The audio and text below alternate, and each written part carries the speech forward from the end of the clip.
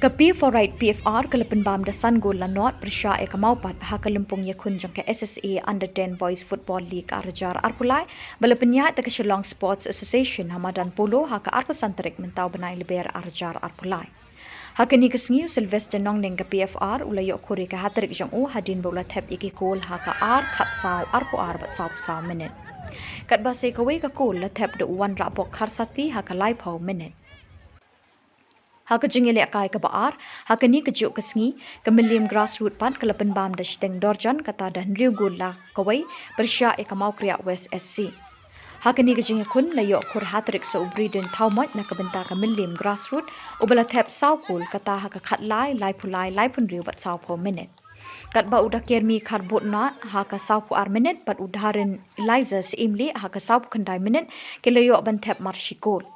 Kat ba ka shikol na kabenta ka mau kriya West SC la thep de Leonard Patrick Nongbri haka arpulai minute. Haka jinga kun ka balai pat ka Rangdajied ka lapan ba me ka Challenger FA dah nyau gol la not.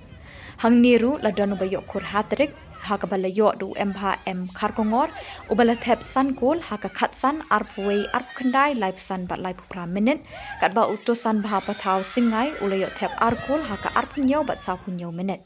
Haka jingi kun ka basaw bat bakat du ka Umphyrnai SC kala job ya ka them rangsken ECC da arkol la not bat kini ki arteli ki kol la thep du Eliza karkongor haka 2 minute bat udibor mi karkongor haka saw pulai minute.